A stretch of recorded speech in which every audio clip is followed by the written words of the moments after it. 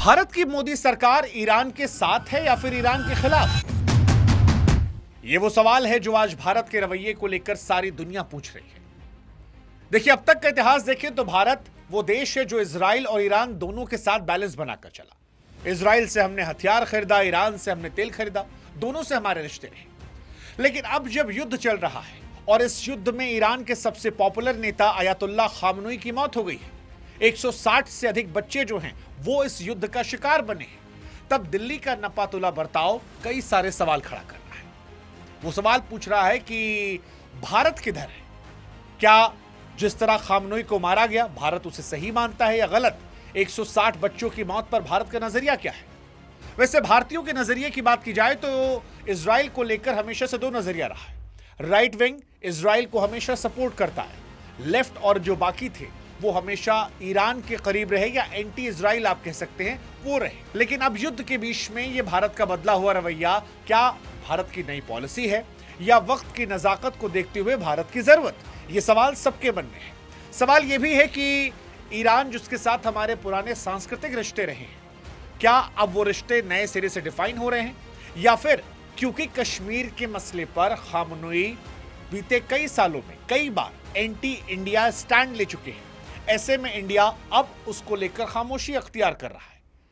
वैसे प्रधानमंत्री नरेंद्र मोदी का हमले से ठीक पहले इजराइल में होना क्या केवल इत्तेफाक था या फिर इंडिया ने पुरानी सोच को किनारे रखकर ऐसी राह पकड़ ली है जहां दोस्ती और दुश्मनी दोनों का पैमाना सिर्फ और सिर्फ नेशनल इंटरेस्ट देखा जाएगा? क्या ईरान के अलावा खाड़ी के जो बाकी देश हैं उनके साथ जो हमारे मजबूत बिजनेस वाले रिश्ते हुए हैं उसकी वजह से इंडिया खामोश है?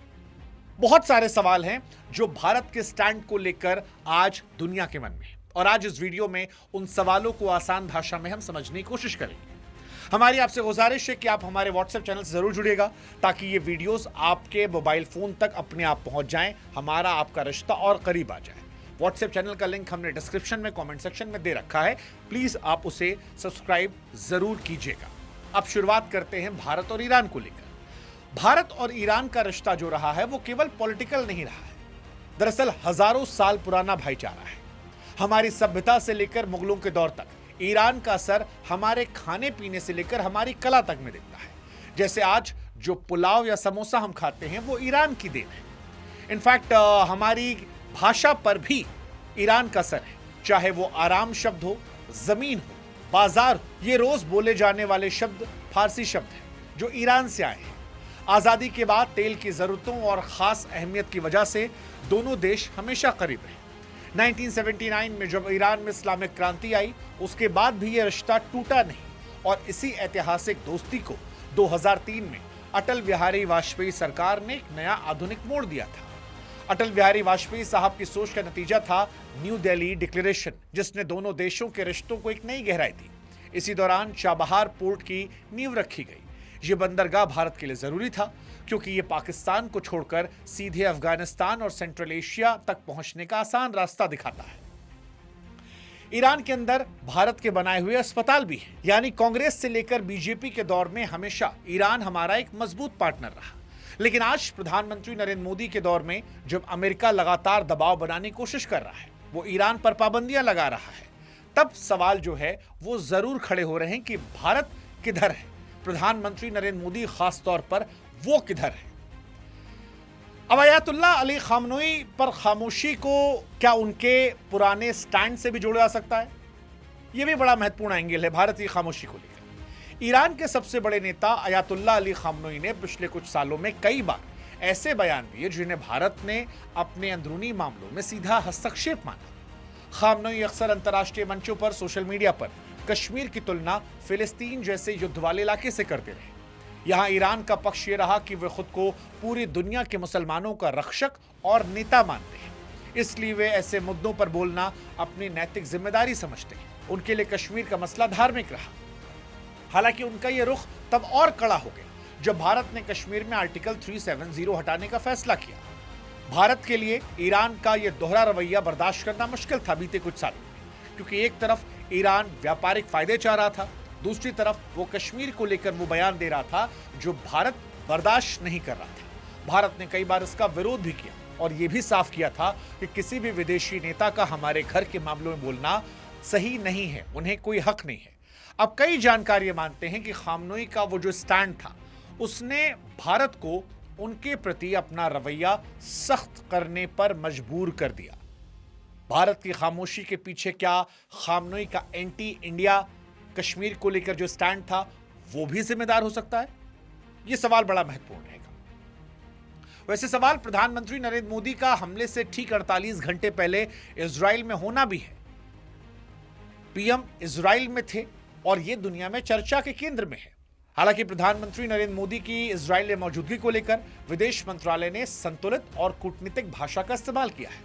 भारत ने किसी हमले को सीधे तौर पर कंडेम नहीं किया, लेकिन हां, अपनी बातों में भारी बेचैनी का जिक्र जरूर किया। विदेश मंत्रालय की तरफ से कहा गया कि हम डीपली कंसर्न्ड हैं जो कुछ हुआ है। भारत ने यह भी स्पष्ट किया कि बातचीत और कूटनीति पर जोर दिया जाए। लेकिन घरेलू राजनीति में इसे लेकर काफी शोर है, क्योंकि कांग्रेस की वरिष्ठ नेता सोनिया गांधी ने इसको लेकर सवाल उठाया कि भारत खामोश क्यों है, क्यों अंतर्राष्ट्रीय नियमों की जब अनदेखी की जा रही है तो उसमें भारत चुप है। राहुल गांधी ने भी कई सारे सवाल खड़े किए। विपक्ष का लॉजिक ये है कि भारत का हमला करने वाले का नाम न लेना और चुप रहना एक तरीके से इजराइल और अमेरिका को मौन समर्थन है और वो अपने क्षणिक फायदे के लिए ऐसा कर रहे हैं।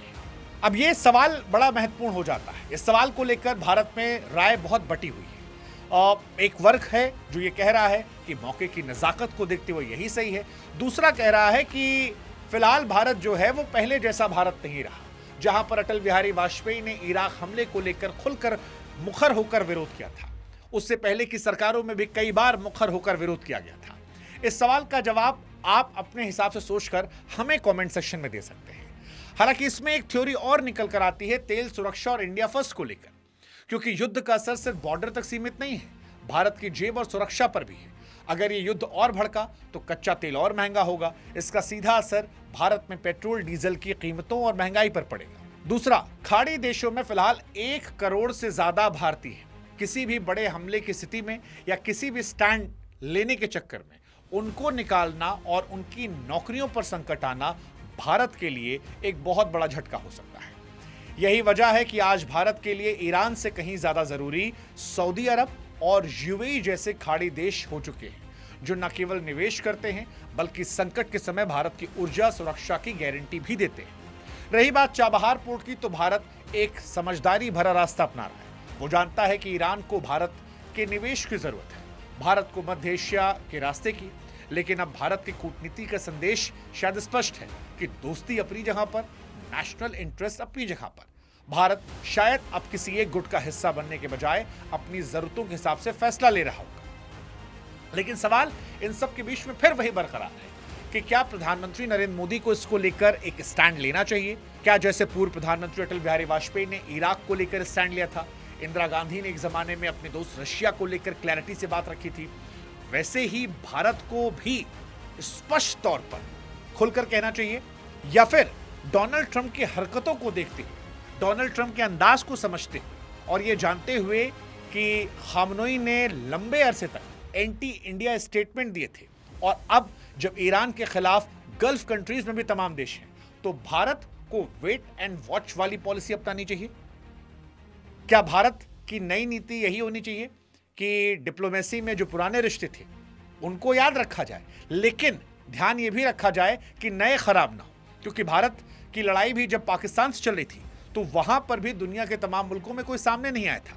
ऐसे में भारत जब अपनी अर्थव्यवस्था का ध्यान रख रहा है, गल्फ कंट्रीज में भारतीयों का ध्यान रख रहा है, तो क्या वहां पर प्रधानमंत्री को कोई स्टैंड लेना चाहिए या जो ये पॉलिसी चल रही है इंडिया फर्स्ट, इसी पर कंटिन्यू करना चाहिए?